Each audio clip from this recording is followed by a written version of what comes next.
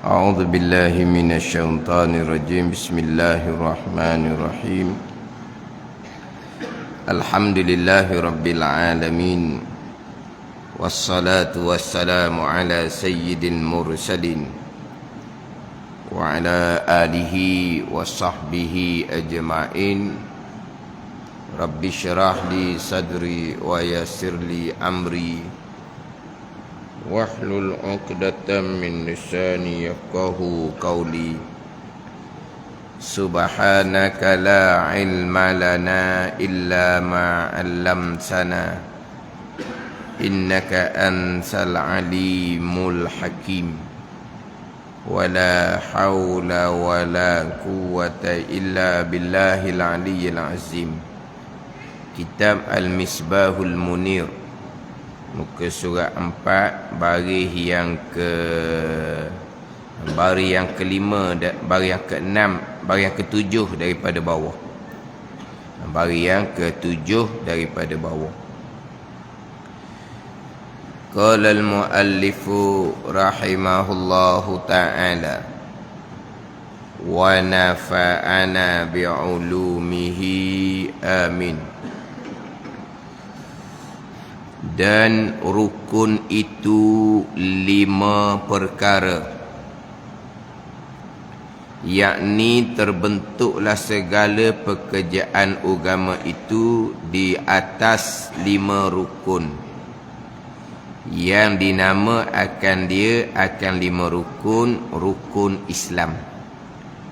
Selepas membicarakan berkaitan dengan takrifan Islam, disusuli dengan pembicaraan rukun Islam, yang mana dalam kitab Al-Misbahul Munir akan membicarakan berkaitan dengan iman.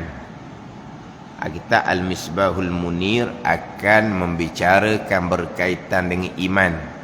Tetapi sebelum kitab Al-Misbahul Munir membicarakan berkaitan dengan iman, berkaitan dengan akidah, terlebih dahulu dibicarakan berkaitan dengan pembahagian agama Islam, iman dan ihsan. Itu permulaan, didatangkan takrifan bagi Islam, iman dan ihsan, didatangkan hukum syarak, hukum akal, hukum adah. Jadi pembicaraan berkaitan dengan iman dalam kitab Al-Misbahul Munir bermula di muka surat 13, huraian yang kelima pada menyatakan ilmu usuluddin. Jadi kitab Al-Misbahul Munir adalah kitab ilmu usuluddin. Jadi kitab ilmu usuluddin ia membicarakan berkaitan dengan iman. Tapi sebagaimana kitab Faridatul Faraid, sebelum masuk kepada pembicaraan ilmu usuluddin, pembicaraan berkaitan dengan iman, terlebih dahulu bicara berkaitan dengan agama, komponen dalam agama Islam, iman dan ihsan. Kemudian takrifan Islam, iman dan ihsan. Dibicarakan berkaitan dengan rukun Islam, bicara berkaitan dengan rukun iman. Kemudian terdahulu tekan dah berkaitan dengan pembicaraan adalah berkaitan dengan definisi takrifan Islam terlebih dahulu, tetapi kena sekalikan dengan takrifan iman, dan sekalikan juga dengan takrifan ihsan. Perbezaan antara Islam dan iman, perbezaan antara Islam dan ihsan. Ini kena faham molek di sini. Kena faham perbezaan antara Islam dan iman, perbezaan antara Islam dan ihsan. Kalau tak lepas sini, terkadang boleh terundur kepada Khawarij, boleh terundur kepada Murji'ah. Ini kalau tak faham berkaitan dengan takrifan definisi, kemudian tak faham berkaitan dengan rukun Islam dan juga rukun iman. Jadi Islam terdahulunya adalah mengikut zahir dan mengaku zahir. Maknanya Islam terima zahir akan sekalian perkara agama yang datang oleh Nabi sallallahu alaihi wasallam daripada perkara agama yang diketahui secara darurah, perkara agama yang besar-besar yang orang tahu belaka. Jadi sebagai orang Islam kena terima zahir, terima zahir. Adapun terima hati, percaya hati, itu pergi kepada iman. Kemudian laksanakan apa yang kita terima tadi itu dengan kita kerjakan suruhan, kita tinggalkan larangan yang kita terima tadi, itu pergi kepada ihsan. Yang mana ihsan adalah syarat untuk sempurna Islam dan iman. Syarat untuk sempurna Islam dan iman adalah ihsan. Pada ni, ini dia akan bicara nanti. Yang mana hak berkaitan dengan hukum zahir kitanya lah hukum Islam ataupun tidaklah. Hak berkaitan dengan iman itu hubungan hati masing-masing dengan Allah Subhanahu wa taala, yang mana Islam dan iman ni dia tidak berlaziman. Ada orang Islam yang tidak beriman, kita maklumlah orang munafik. Orang munafik tu orang Islam, mengikut dan terima akan agama secara zahir. Sebagaimana puak-puak munafik pada masa Nabi sallallahu alaihi wasallam, mereka bersembahyang, berjamaah di belakang Nabi sallallahu alaihi wasallam. Masuk majlis ilmu Nabi sallallahu alaihi wasallam, zahir dia kok comel lah. Zahir dia comel. Sebab tu Quran menyebut wa iza ra'aitahum tu'jibuka ajsamuhum wa in yaqulu tasma' liqaulihim ka'annahum khusyubun musannadah.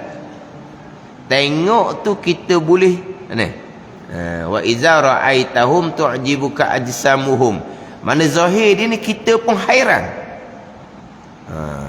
Bila mereka berkata, kita akan boleh terpengaruh dengan perkataan mereka.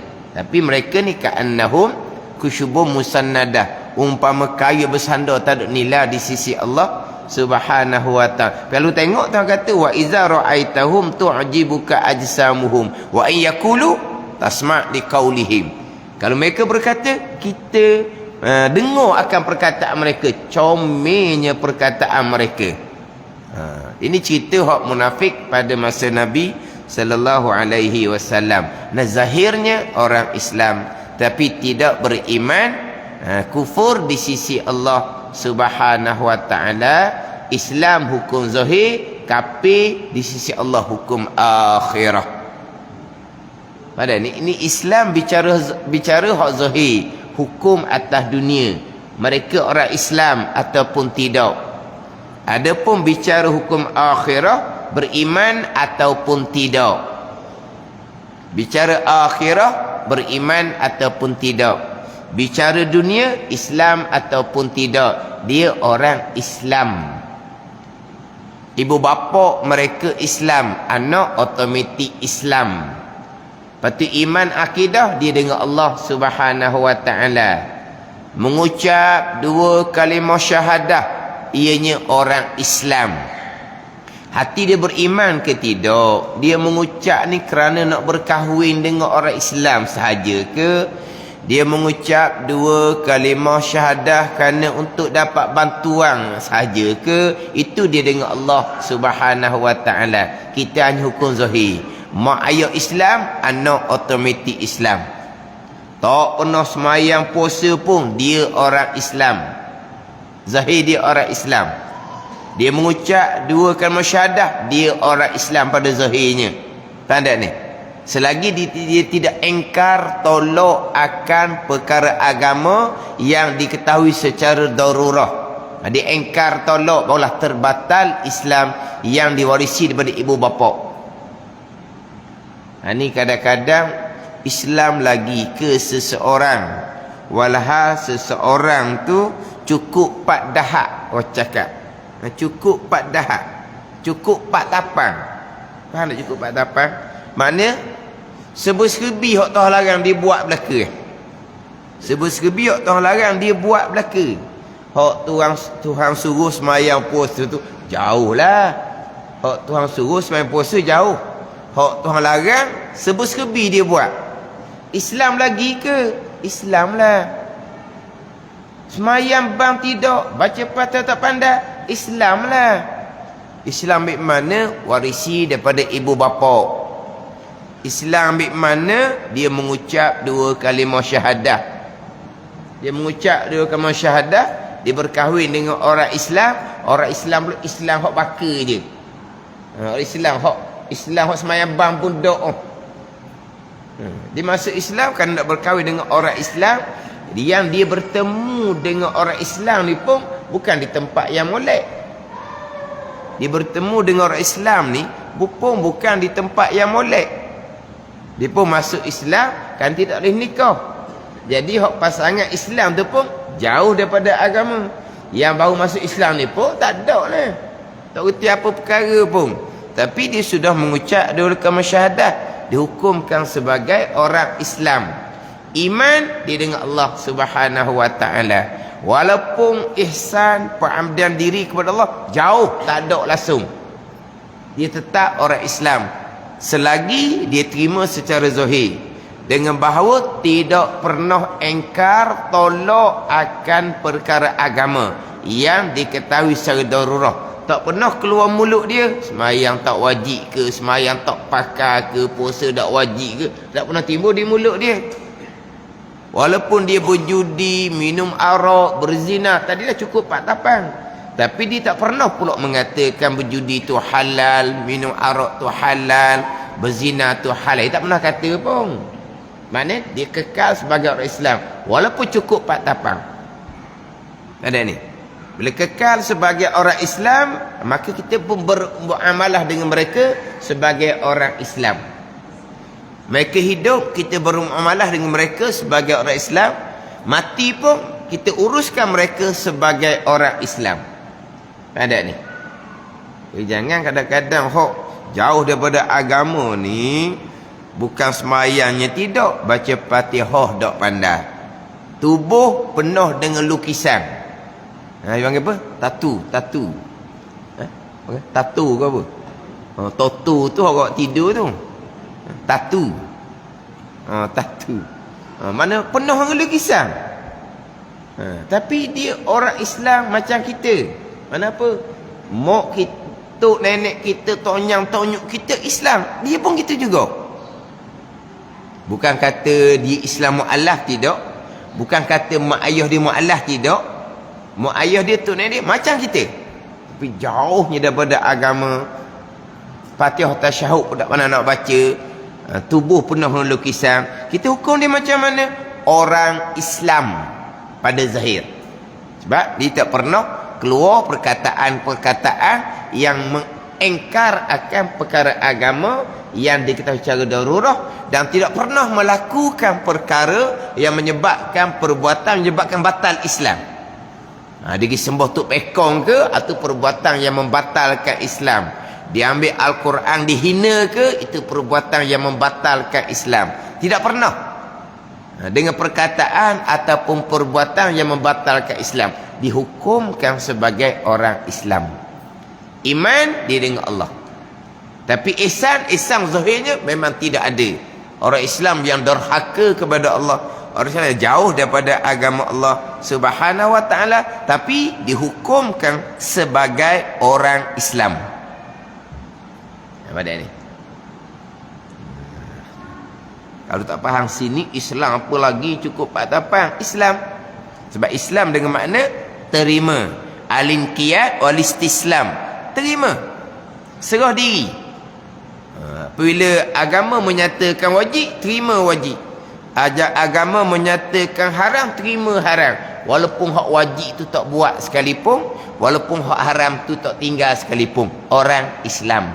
Tapi bila tidak ada ihsan, orang Islam yang derhaka kepada Allah Subhanahu wa taala. Tapi perkiraan besarnya adalah iman.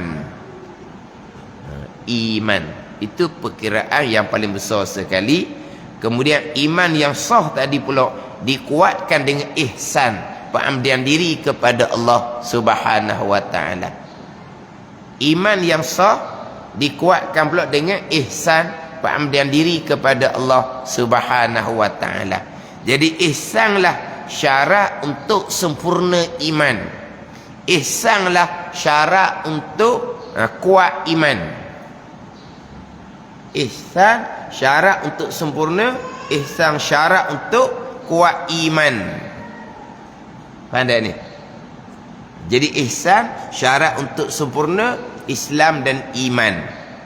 Tetapi untuk sah ihsan syaratnya iman. Untuk sempurna iman, syarat untuk sempurna, untuk kuat iman adalah ihsan.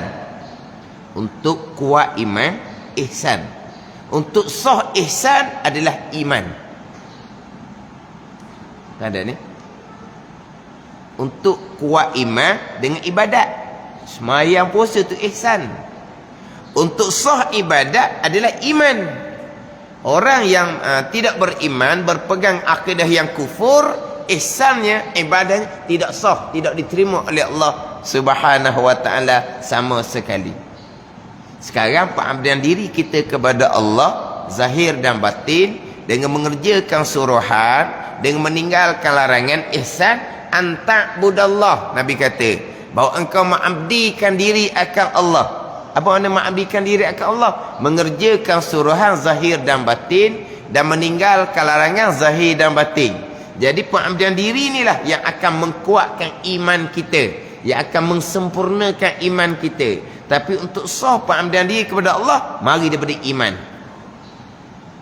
Kalau berpegang akidah yang kufur, tidak beriman, maka ibadahnya tidak sah.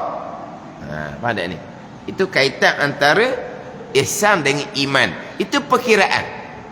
Islam kita warisi daripada ibu bapa. Perkataan, percakapan kita jaga, perbuatan kita jaga, Islamlah kitanya. Itu Islam hak zahir. Yang kita nak kena mujahadahnya adalah ihsan, pengabdian diri kepada Allah. Tapi untuk sah ihsan, iman tu kena sah.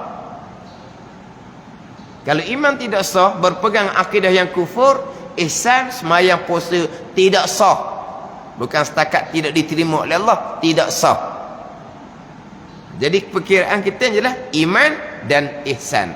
Islam kita warisi daripada ibu bapa, kita jaga Islam kita daripada perkataan-perkataan, perbuatan-perbuatan yang merosakkan Islam tu, yang kita warisi daripada ibu bapa. Islam yang diwarisi daripada ibu bapa ni tak syarat pun kepada mengucap dua kalimah syahadah.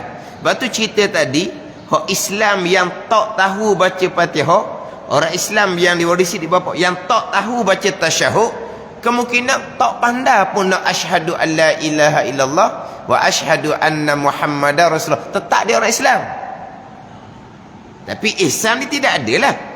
Imannya di mana? Iman ni dia nak katalah. Sebab dia dengan Allah Subhanahu wa ta'ala. Tilik zahir kok tak ada iman lah. Tapi tak boleh nak hukum. Bak iman tak boleh nak hukum.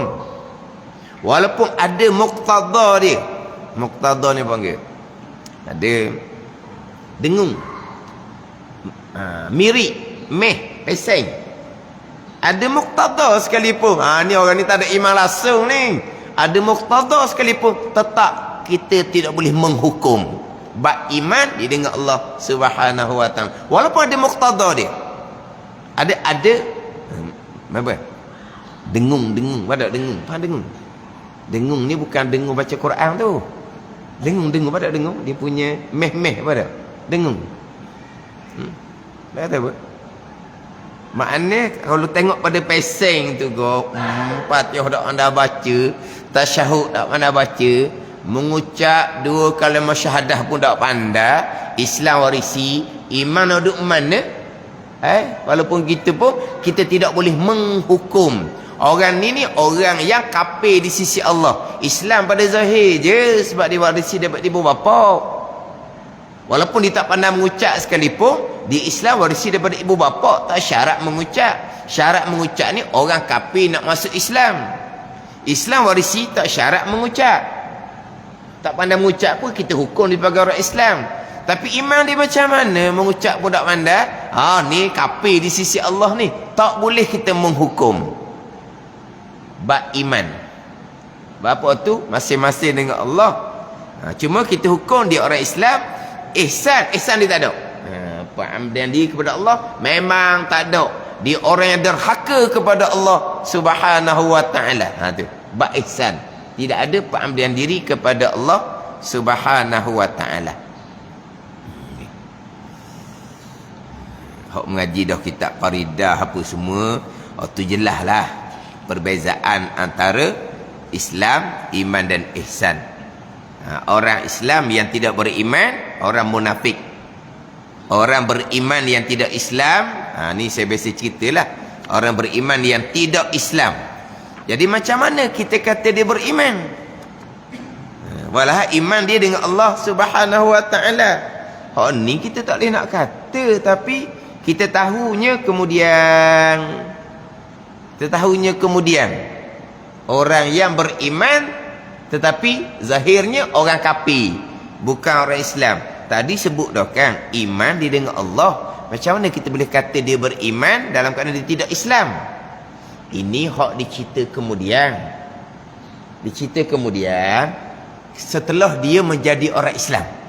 Dicerita kemudian setelah dia menjadi orang Islam. Dia daripada ibu keturunan kafir, hidup dalam masyarakat kafir, tapi dia punya naknya kepada agama Islam.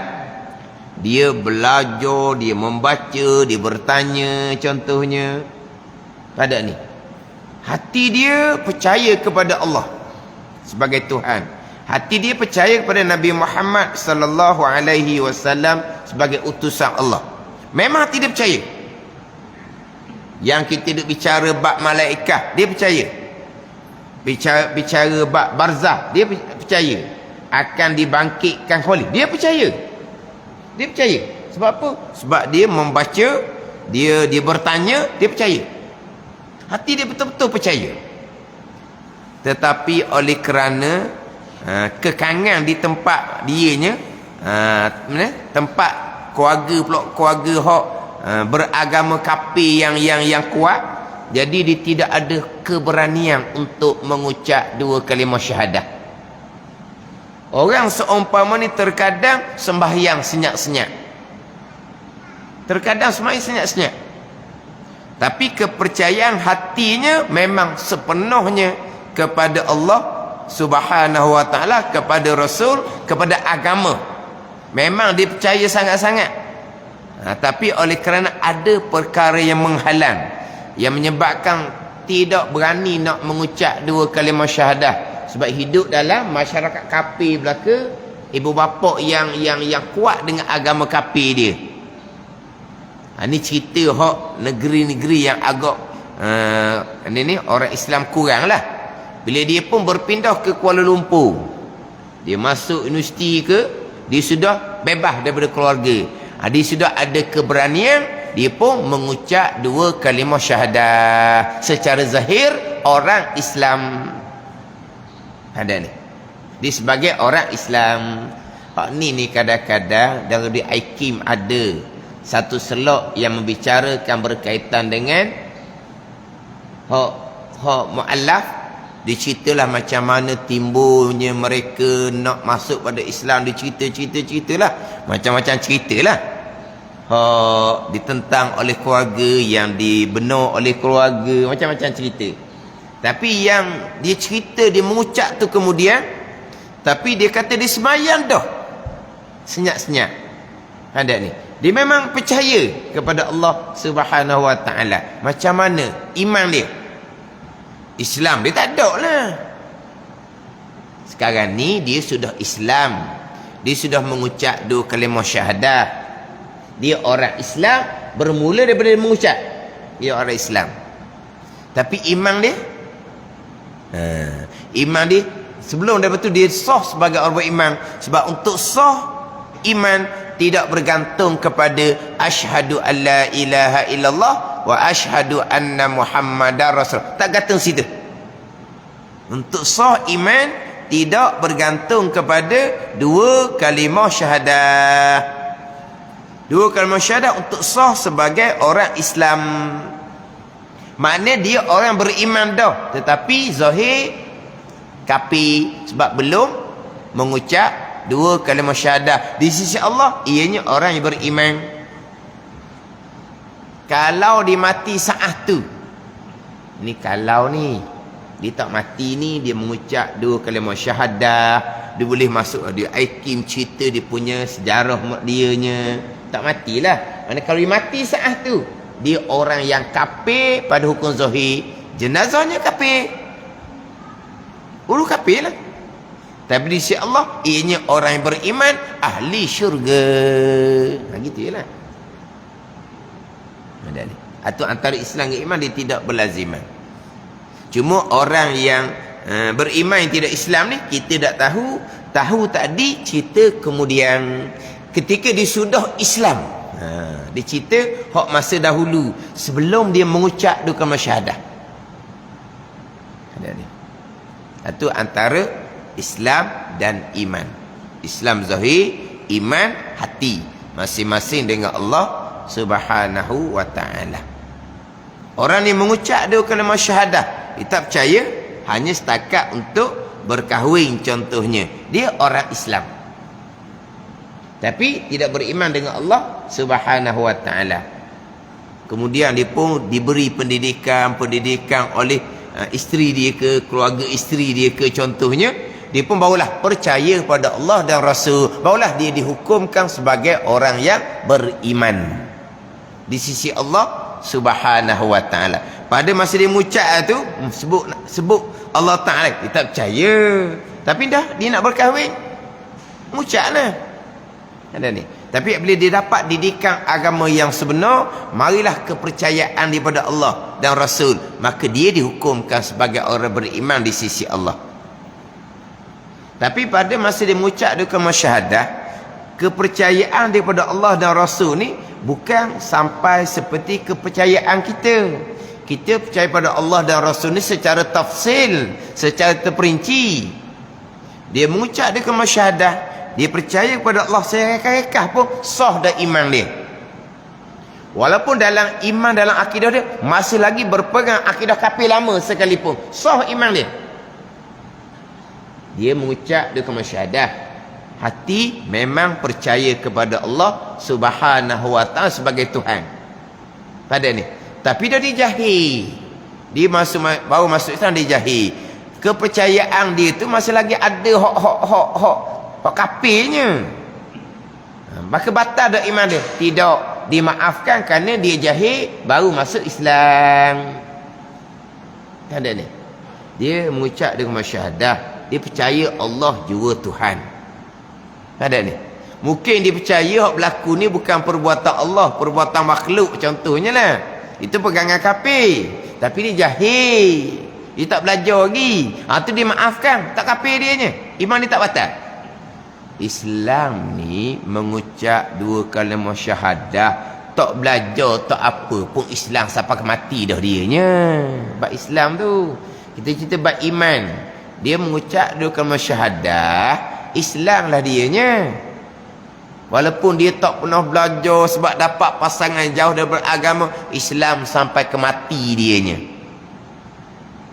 Tu susah tu kadang-kadang sepakat hukum zahir sebagai orang Islam. Kena-kena dia sudah kembali kepada agama lama dianya. Tu kena bicara semula lah. Tak dihukumkan sebagai Islam pada zahir.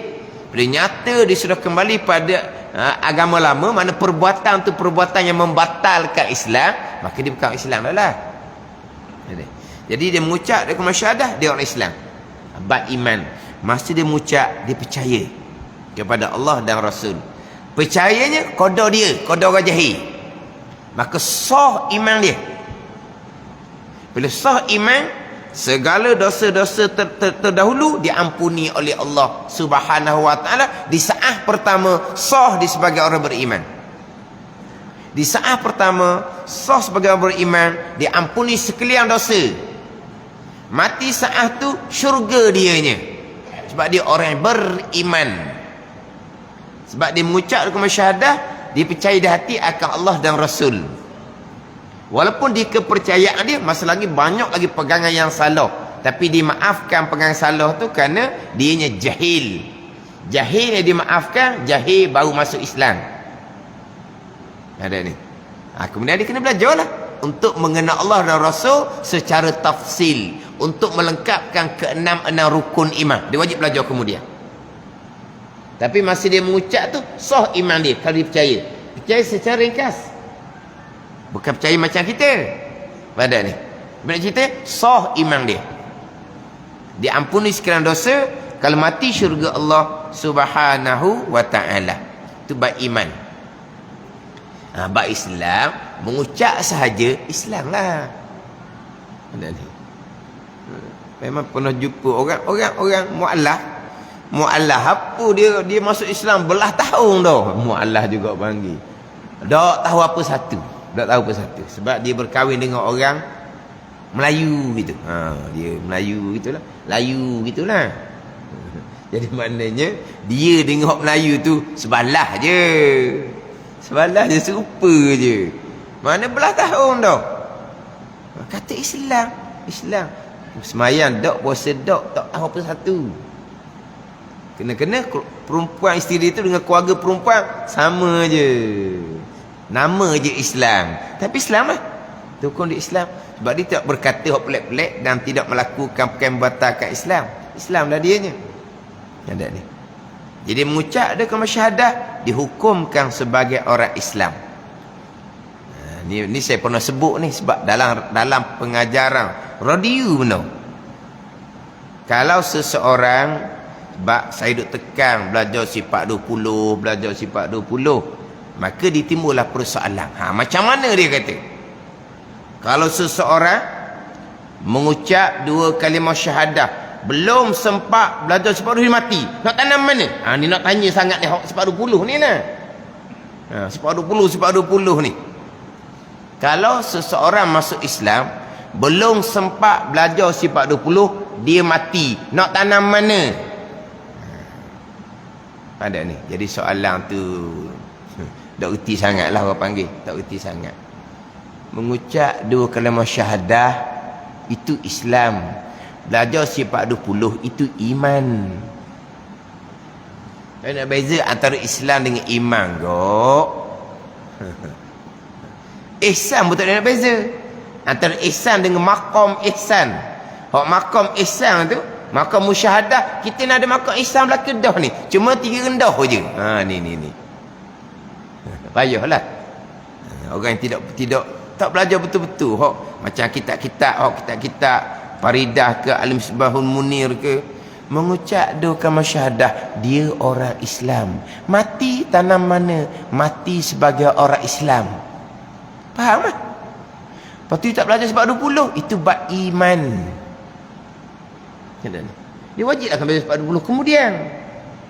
Tapi kalau dia mati, dia orang Islam. Tanamnya di mana? Orang Islam. Tanam di perkuburan orang Islam. Tapi dia tak sempat belajar sifat 20. Tapi dia percaya tak kepada Allah sebagai Tuhan? Dia percaya kakak-kakak. Dia percaya tak kepada Rasulullah? Dia percaya kakak-kakak. Sah iman dia, syurga dia. Hak nak tanam mana tu simple je. Tu bab Islam je tu. Nak tanam mana? Tapi bab iman dia macam mana? Baik tak belajar apa lagi ni? Mengucap sehari 2 dia mati. Tak sempat nak belajar tak sempat. Bab Islam tak tanya dah. Dia orang Islam. Ada. Hukum zahirnya dia orang Islam. Sudah. Tak nak hukum Islam lah. Akhiratnya macam mana? Itu bergantung kepada iman dia. Dia tak belajar lagi sifat 20. Itu secara tafsil. Pada ni. Secara ringkas, dia beriman tak kepada Allah. Dia beriman. Sah iman dia. Syurga dia ni. Itu je lah. Tapi itu dia Allah Ta'ala lah. Kita hanya hukum, dia orang Islam. Mati, jenazahnya diuruskan sebagai orang Islam.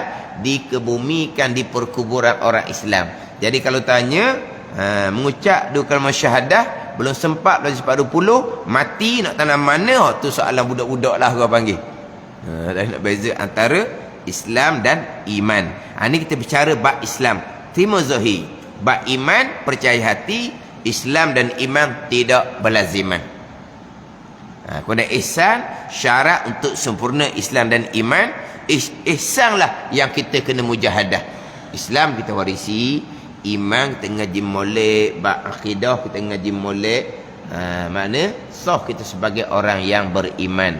Hak kita ni hak ihsan, pengabdian diri kepada Allah Subhanahu wa taala, mengerjakan suruhan zahir dan batin, meninggal kalangan zahir dan batin. Hak tu hak nak kena mujahadah. Ada ni. Jadi Islam terima zahir, iman percaya hati. Islam terima zahir, ihsan laksana. Orang yang tidak laksana hukum Allah Subhanahu wa taala, hukum agama Allah tanpa ada uzur syar'i, ini orang Islam yang tidak ada ihsan, orang Islam yang fasik.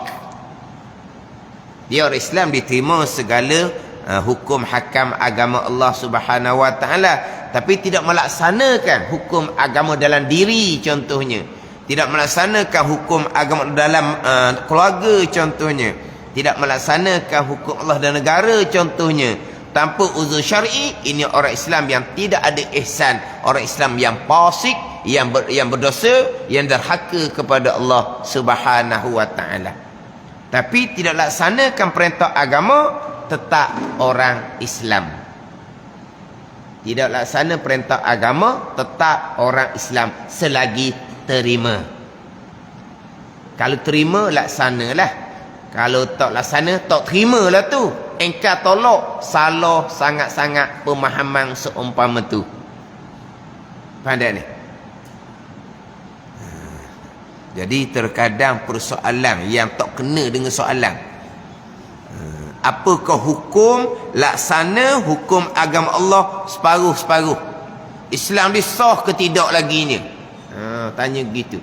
Apakah hukum laksana separuh-separuh? Adakah Islamnya sah ataupun tidak? Soalan tu tak kena-mengena tu. Dia tanya bab laksana, dia tanya bab Islam. Islam bukan laksana, Islam terima ataupun tidak. Laksana separuh-separuh ni pergi pada ihsan. Ada ni. Apa hukum laksana separuh-separuh? Islam dia sah lagi ke tidak?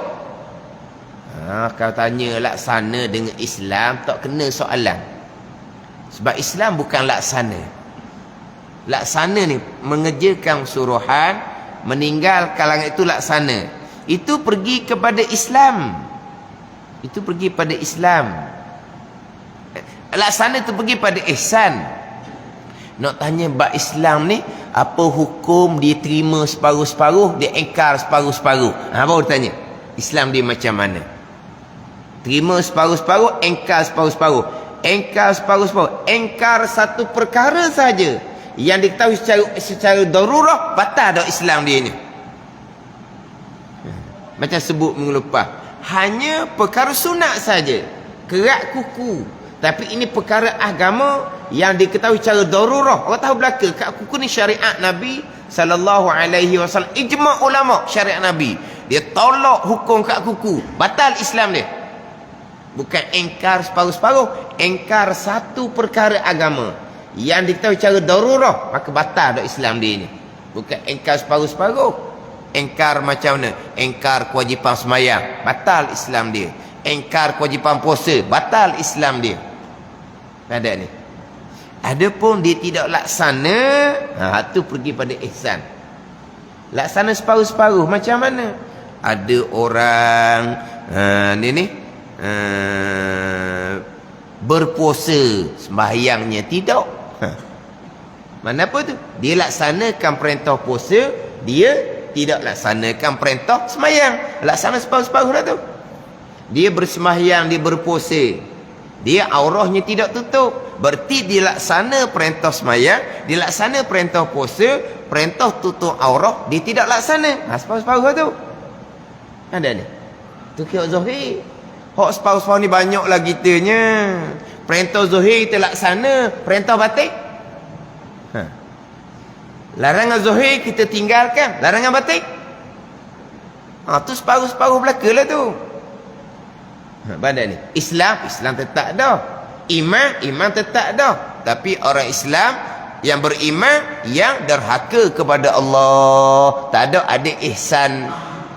Dilaksana perintah Allah separuh-separuh. Hak zahir pun separuh-separuh, hak batin pun separuh-separuh. Tu panggil laksana separuh-separuh. Orang Islam yang beriman, tapi orang Islam beriman yang tidak sempurna, yang derhaka kepada Allah Subhanahu wa taala.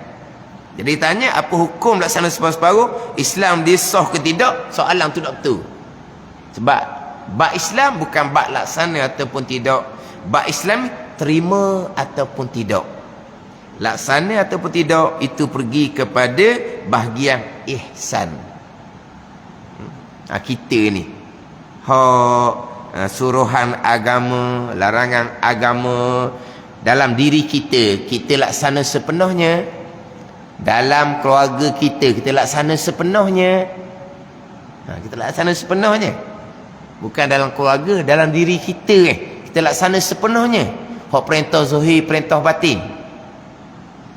Larangan zahir, larangan batin kita tinggalkan kesemuanya. Pada ni. Jadi kena beza molek. Islam terima, tak terima je, engkau tolak saja, batal Islam.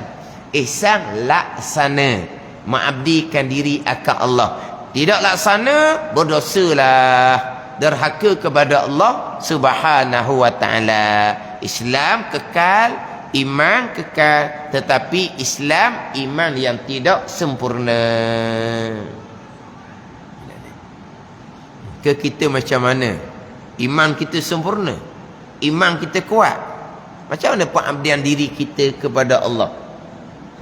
Pelaksanaan kita kepada suruhan Allah, dengan kita kerjakan. Larangan Allah kita tinggalkan.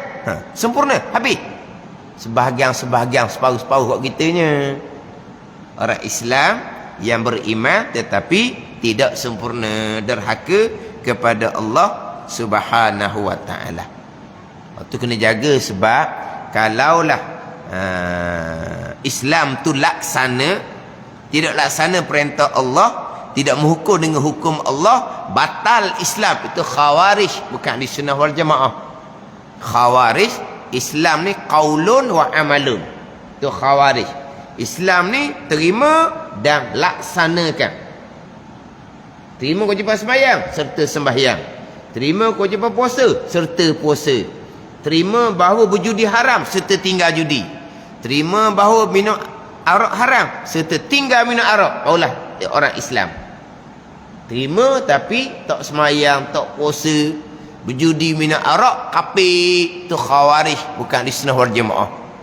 Yang ahli sunnah wal jamaah terima tapi tak laksana, kafir, hanyalah tinggal semayang.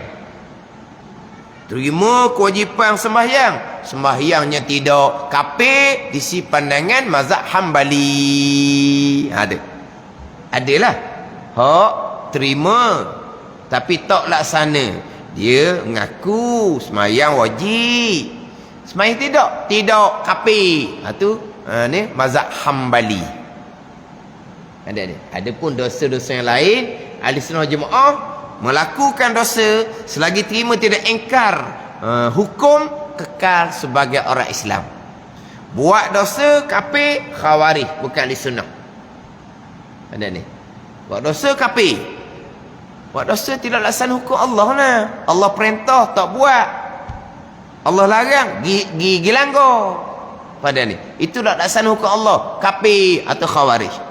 Melainkan tidak laksana kewajipan sembahyang, kafir di sisi pandangan mazhab Hambali. Itu kata kena faham antara Islam dan ihsan. Islam terima, ihsan laksana, dengan bahawa mengerjakan suruhan dan meninggalkan larangan. Sebab tu dalam Faridatul Faraid, terima kewajipan semayang walaupun tidak pernah semayang selama-lamanya, kekal orang Islam.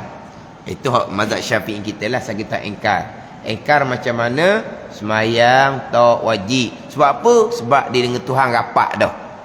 Dia dengan Tuhan kenal molek dah, maka tak wajib semayang, kafir lalu dah, murtad ni wal-iyazabillah. Mula-mula tak semayang juga. Orang tanya kenapa tidak semayang, tak kenal Tuhan, nak semayang macam mana, dia kata. Sebab tak kenal Tuhan. Jadi tak kenal Tuhan, nak semayang macam mana, jadi sembah dinding gitu je lah, sebab tak kenal Tuhan. Ya sekarang ni nak pergi kenal Tuhan. Tanya pula kemudian, dah tak kenal ke Tuhan? Kenal dah. Lepas tu kan dah semayang. Dah kenal dah, jawab apa? Oh, dia tak mau semayang. Dulu dia kata, tak kenal Tuhan, semayang macam semua dinding je. Tuan tak terima sebab tak kenal Tuhan. Tak semayang dia ni. Lama-lama, tak kenal lagi Tuhan, ikut pahaman dia sesat tu lah. Kenal dah. Lepas tu kan dah semayang. Dah kenal, mayang apa lagi? Tak kena. Semayang tak wajib apa, rapat dengan Tuhan. Jangan tu, murtad. Tapi itu hak kewajipan pihak berkuasa agama lah. Kena parakkan, kena asingkan antara suami isteri. Dan tempoh iddah kalau tidak bertaubah daripada kekafiran kerana ingkar kewajipan umpama semayang, sampai tempoh iddah. Kalau isterinya masih lagi ada haid, 3 kali suci. Kalau haid sudah tidak ada 3 bulan, belum, tidak bertaubat juga daripada kesesatan dia menafikan kewajipan semayang, maka suami isteri tercerai dengan sendiri. Kemudian bertaubat nak kembali balik, kena nikah baru. Ni bab murtad ni yang main. Murtad ni menyebabkan wajib dipisahkan antara suami isteri sampai tempoh iddah, tercerai dengan sendiri, bersama, berzina sampai ke mati. Ini bab murtad. Ada ni. Mana? Diengkar perkara agama. Maka batal Islam. Sebab Islam terima akan perkara agama, engkar sahaja batal agama, batal Islam dia. Engkar, tolak hukum agama, tolak kewajipan agama, tolak hak agama, meletakkan haram. Tapi ijma' ulama' lah ni, hak ijma' ulama'. Dan diketahui secara darurah. Diketahui secara darurah. Tu kena faham pula situnya. Yang diketahui secara darurah, kemudian perkara tu ijma' ulama'. Diengkar tu barulah batal Islam. Engkar tolak batal Islam dah. Tapi kalau hina hukum agama sama telah lah. Faham tak ni? Engkar tolak, tak wajib semayang pun batal dah Islamnya. Dia hina semayang, oh, tu lagi berat. Dia engkar, dia kata semayang tak wajib, mu nak semayang, mu semayang lah. Dia engkar kewajipan, batal dah Islam, dia kafir dah. Dihina ibadah semayang, tu sama telah lah. Faham tak ni? Tu sama telah lah. Kafir, batal Islam dianya. Tapi perkara yang diketahui secara darurah, satu, perkara yang ijma' ulama'. Perkara yang ijma' ulama'. Kalau perkara tu tak ijma' ulama', tu tak ada kafir. Hak ni yang tunggu saya peringatlah, almarhum Baba Najibuddin peringat. Hak masalah berjudi itu jelas haram ijma' ulama'. Berzina itu jelas haram ijma' ulama'. Minum arak, minum arak haram ijma' ulama'. Nak dinamakan arak tu, hak mana arak? Sekarang berjudi haram ijma' ulama'. Ni berzina haram ijma' ulama'. Minum arak haram ijma' ulama'. Nak dihukumkan arak, nak dihukumkan arak, yang ijma' ulama' dihukumkan arak adalah perahang inap, perahang anggur. Perahang inap, perahang anggur, ijma' ulama' ianya adalah arak menghalalkan perahang anggur, maka murtad orang ni. Perahang anggur inap. Adapun kalau bukan perahang anggur, ni. Adapun kalau bukan perahang anggur, sebab nak jadikan arak ni macam-macam cara buat. Perahang tamar boleh jadi arak, tuak masam boleh jadi arak, apa lagi? Orang tu samsu dah, samsu ke apa?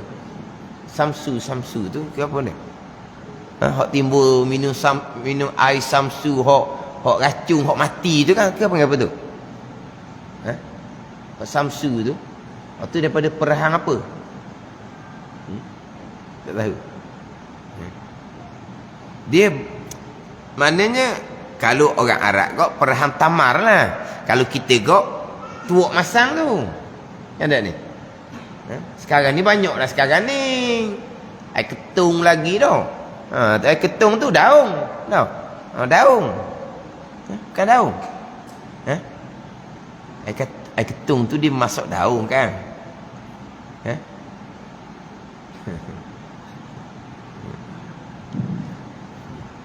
Jadi perhang yang ijma' ulama dihukumkan arak adalah perhang anggur. Itu sahaja. Menghalalkan arak perhang anggur. Hak mana ijma' ulama perhang anggur adalah arak, itu jadi kafir wal iazabillah. Tapi kalau dia menghalalkan arak yang bukan perhang anggur, itu mazhab Maliki. Ada ni. Itu mazhab Maliki. Lepas tu saya peringat sangat tu. Orang menghalalkan minum arak, kita nak hukum murtad, kena usul periksa.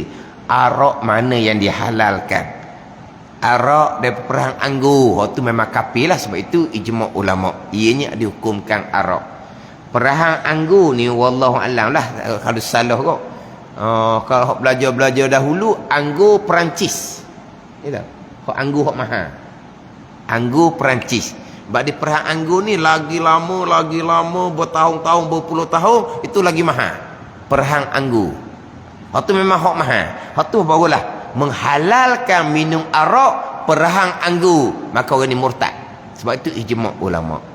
Menghalalkan perhang selain dah anggur, itu mazhab Maliki. Apa boleh tu? Tapi almarhum tu saya kena fitnah besar lah bila dia bicara seumpama ni. Orang pujaja kat kampung, tuan guru menghalalkan arak. Menghalalkan arak. Cerita kita mazhab Syafi'i.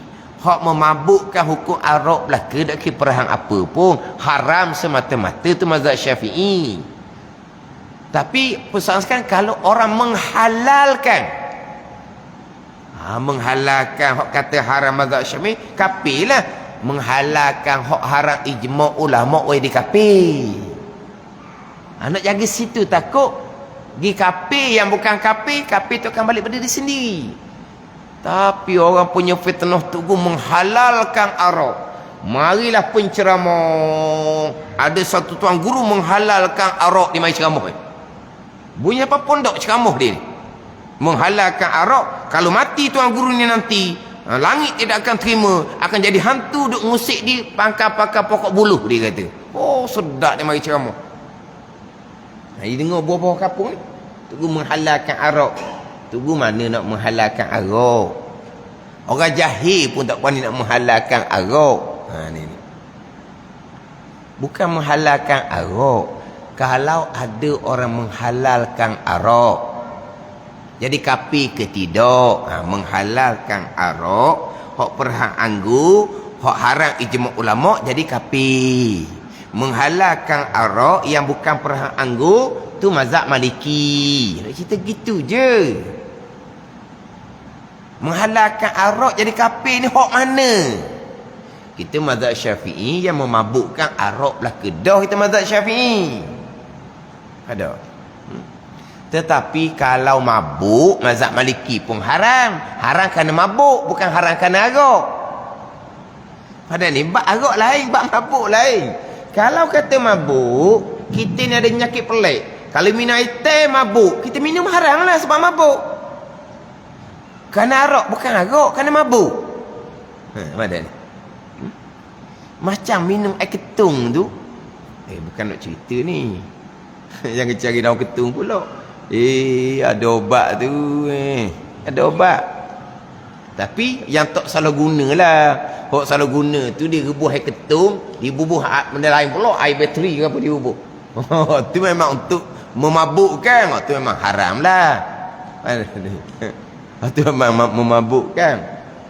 Jadi maknanya kalau mabuk, mazhab Maliki pun haram, hak memabukkan haram semata, tapi bukan atas nama arak, melainkan perhang anggur. Perhang anggur walaupun tak mabuk sekalipun, ianya arak tetap haram. Arak haram minum walaupun tak mabuk. Sekarang ni arak ijma' ulama perhang anggur. Diminum arak, mabuk ke tak mabuk, haram semata-mata. Menghalalkan perhang anggur ni lah hok jadi murtad orang tu waliyazabillah. Sebab apa? Haram ijma' ulama. Lepas tu di negara-negara hok bermazhab Maliki, Afrika contohnya, orang Islam tapi di rumah mereka ada arak tapi bukan perahang anggur. Mereka minum dalam iklim yang tidak mabuk, maka tidak haram bagi mereka. Itu bukan perahang anggur dan tidak mabuk kan dengan iklim mereka, maka mereka tidak haram. Mazhab Maliki menghalalkan yang seumpama ni, mazhab Maliki, gitu. Jadi bab arak satu, bab mabuk lain pula. Kalau namanya arak, walaupun tak mabuk sekalipun, sebab diminum sentiasa, tak mabuk dah, dia tetap haram atas nama arak, walaupun tak mabuk sekalipun. Tapi hak arak, hak ijma' ulama adalah perahang anggur. Situ je nak cerita. Tu saya peringat, itulah takut kita menyatakan murtad orang yang menghalalkan arak yang bukan perahang anggur. Tu tak boleh gitu. Sebab itu bukan ijma' ulama. Tapi mazhab Syafi'i kita, jumhur mazhab yang lain, mabuk sahaja hukumnya arak, anggur ke, perahang tamar ke, tuak masang ke, air ketung ke, hukum arak belaka. Maka hukumnya najis. Yang memabukkan cai hukumnya najis. Itu je. Itu mazhab Syafi'i. Tapi nak jaganya, menghalalkan yang haram. Jadi murtad orang ni, haram yang diketahui secara darurah, haram yang ijma' ulama. Dia gitu. Pandai ni. Dijaja cerita, dikatakan Tok Guru menghalalkan arak. Fikir kot sikit orang jahil. Hok kaki minum arak pun tidak kata arak tu halal. Orang tengah mabuk tanya, arak yang kamu minum haram ke tak? Haram lah dia kata. Orang mabuk pun tak kata halal arak ni. Tapi boleh dia punya tamah, mari pula penceramah. Tok Guru tu bila mati, langit roh tak akan ditimuk oleh langit, akan menjadi hantu, ngosek di pangkal-pangkal buluh. Sedap dia cerita. Jadi Islam terima engkar saja. Engkar tak adalah hak wajib kata tak wajib, hak haram kata halal. Maka batal Islam. Selagi diterima, dia orang Islam. Walaupun kewajipan tu tidak ditunaikan, walaupun perkara yang haram tu tidak ditinggalkan sekalipun. Biar jelas antara Islam terima, ihsan laksana, pengabdian diri kepada Allah dengan mengerjakan suruhan dan meninggalkan larangan. Itu Islam dengan ihsan. Islam dengan iman kita faham dah. Islam terima zahir, iman percaya hati. Dan rukun itu 5 perkara. Ini pergi pada rukun Islam, yakni terbentuk segala pekerjaan agama itu atas 5 rukun yang dinama akan 5 rukun, rukun Islam. Dan makna rukun itu, apa makna rukun? Ini bahasa Arab. Ruknun, arkanun, itu bahasa Arab. Ruknun jamunya arkanun. Apa makna rukun? Ialah perkara-perkara yang jadi sesuatu dengan dia, dan ia perkara tu juzuk sesuatu ataupun suku sesuatu. Jadi rukun-rukun ni perkara yang jadi sesuatu dengan dia, dan ia pula juzuk sesuatu ataupun suku sesuatu. Dia rukun-rukun ni, kalau rukun Islam kok, rukun ni ma yatawaqqafu alaihi sihatul Islam wa huwa juz'un minhu. Rukun ni barang yang terhenti atasnya oleh sah Islam, dan ianya adalah juzuk daripada Islam tu sendiri. Kita contohnya mudahnya, rukun sembahyang. Rukun sembahyang, kita kata rukun sembahyang membaca Fatihah. Jadi untuk sah sembahyang terhenti atas baca Fatihah, dan membaca Fatihah itu juzuk sembahyang. Jadi rukun ialah juzuk kepada sembahyang. Takbir itu rukun, itulah sembahyang. Berdiri rukun, itulah juzuk sembahyang. Rokok rukun, itulah juzuk sembahyang. Itu rukun. Perkara yang terhenti atasnya oleh nak jadi, nak sah, dan ia satu juzuk daripada sesuatu perkara itu. Itu rukun.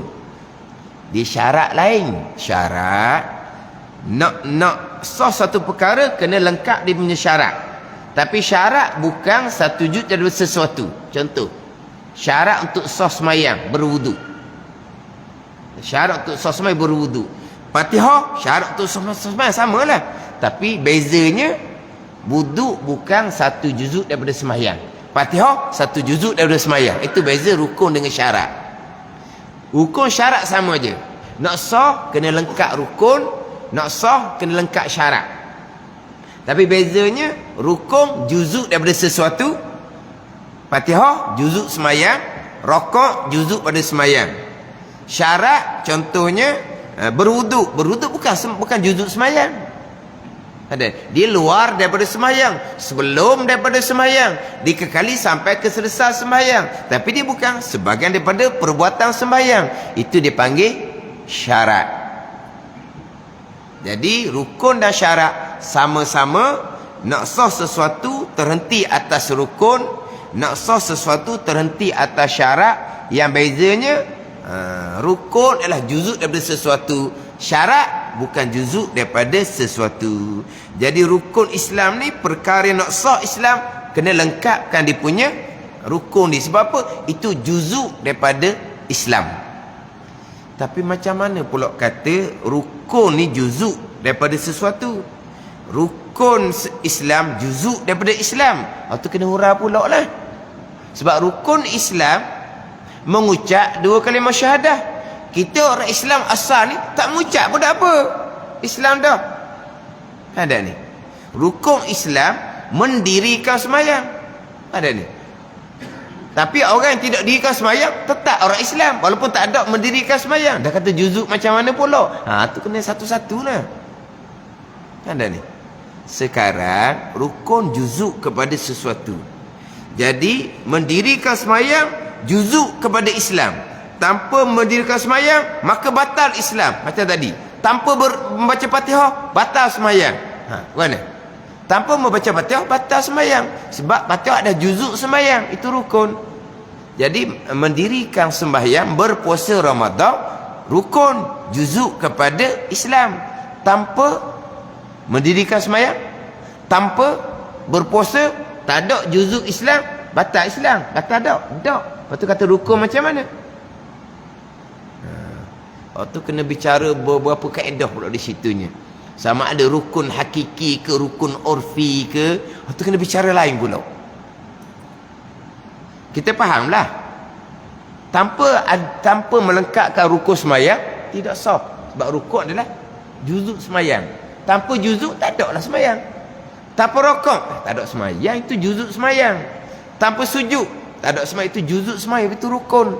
Tapi tanpa mendirikan sembahyang, tanpa berpuasa Ramadan, tanpa melakukan zakat, tanpa mengerjakan haji, tak ada juzuk tu. Batal Islam. Tak. Kenapa kata rukun? Bagaimana? Kalau rukun iman, tanpa percaya pada malaikat, memang kafir, tak sah iman dia. Tanpa percaya pada kitab, memang kafir, tak sah iman dia. Tanpa percaya pada kiamat, memang kafir, tak sah iman dia. Sebab apa? Sebab itu juzuk iman. Tanpa percaya pada malaikat, kafir lah. Sebab apa? Rukun iman, nak jadi iman, nak sah iman adalah di antara percaya pada malaikat. Percaya pada malaikat tu satu juzuk daripada iman. Buang je kepercayaan pada malaikat, tak ada juzuk iman, maka tak sah iman, kafir. Betul? Tapi tanpa mendirikan sembahyang, tanpa berpuasa Ramadan, tak ada satu juzuk tu, dua juzuk tak ada. Lepas tu batal ada Islam. Tak. Dah kata rukun macam mana? Tu kena satu-satulah. Jadi makna rukun ni ialah perkara-perkara yang jadi sesuatu dengan dia. Nak jadi Islam, nak jadi iman, nak jadi sembahyang, kena ada rukun ni. Dan ia pula juzuk sesuatu atau suku sesuatu itu. Yakni rukun itu asas atau tunjang bagi sesuatu. Tak ada asas, tak ada tunjang, tak ada sesuatu. Tak ada mendirikan semayang, tak ada Islam, batal Islam. Dok pula. Tu kena hura kok mana pula. Nak bagi kena dengan makna rukun Islam. Hak 5 perkara. Maka rukun Islam atau asas atau tunjang Islam itu 5 perkara. Wallahu a'lam. Bismillahirrahmanirrahim. Alhamdulillahirabbil alamin. Wassalatu wassalamu ala sayyidil mursalin wa ala alihi wa sahbihi ajma'in. Allahumma aftah alaina futuhal arifin. Allahumma allimna ilma akdamin wa fahimna famasabikin warzuqna ruqat talibin. Allahumma zidna ilma wa alhiqna bis salihin. Wa sallallahu ala sayyidina Muhammadin wa ala alihi wa sahbihi wa sallam. Walhamdulillahirabbil alamin.